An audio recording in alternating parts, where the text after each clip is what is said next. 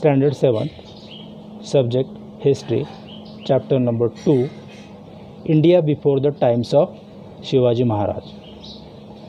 In this lesson, previously we have studied about the various dynasties existed before the times of Shivaji Maharaj.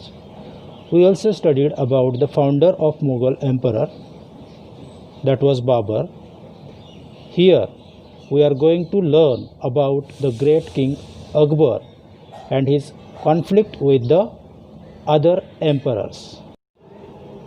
Akbar was the most powerful king of Mughal dynasty.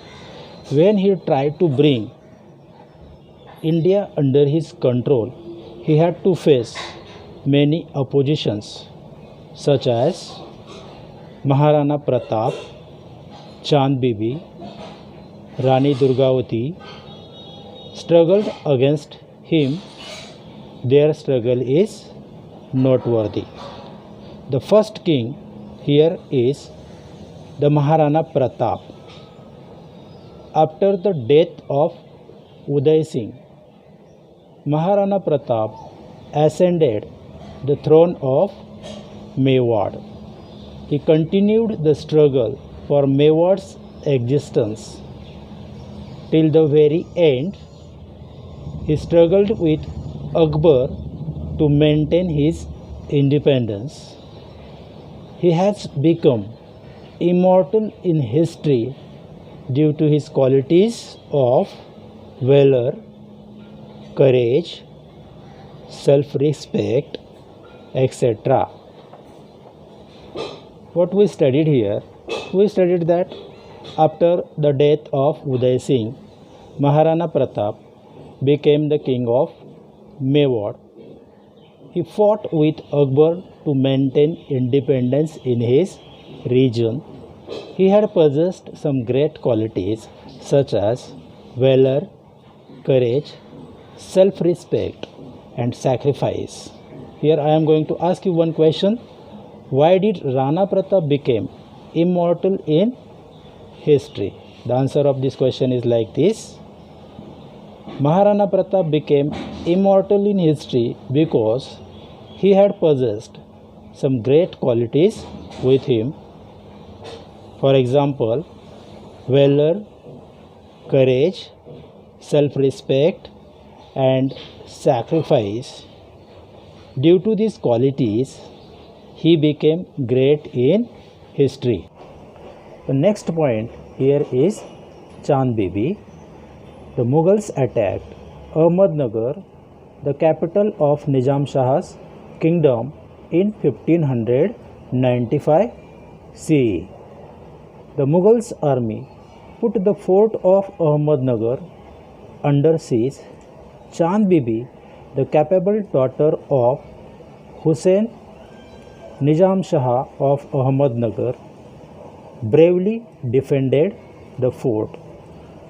At this time, there was an internal strife among the factions of the Sardars in Nizam Shah's kingdom. This resulted in the murder of Chand Bibi. Later, the Mughals captured the fort of Ahmednagar, but the Mughals could not bring the entire kingdom of Nizam Shahi under their control. What we learnt here? The first thing we learnt here that Ahmednagar fort was the capital of Nizam Shah. It was attacked by Mughals in 1595 CE. The Mughals army captured the fort of Ahmednagar. Chand Bibi, the daughter of Hussain Nizam Shah of Ahmednagar, bravely defended the fort. Later on, there were internal conflict among the Nizam Shah's Sardars and Chand Bibi was murdered by them. The next point is Rani Durgavati. Gondwana can broadly be said to be comprise the eastern part of Vidarbha, part of Madhya Pradesh to its north, the western part of today's Chhattisgarh, northern part of Andhra Pradesh, and the western part of Odisha. Durgavati, born in the dynasty Chandel Rajput, became the queen of Gondwana when she was married. She was an excellent administrator. The struggle of Gondwana Queen Durgavati against the Mughals is important in medieval history. After her husband's death, Durgavati laid down her life while fighting against Akbar, but she did not surrender. What we studied here is that Gondwana region spread from eastern part of Vidarbha up to northern part of Madhya Pradesh. It also spread among the western part of Chhattisgarh, northern part of Andhra Pradesh, and western part of Odisha. Rani Durgavati was born in Chandel dynasty. After her husband's death, she became the queen of Gondwana region.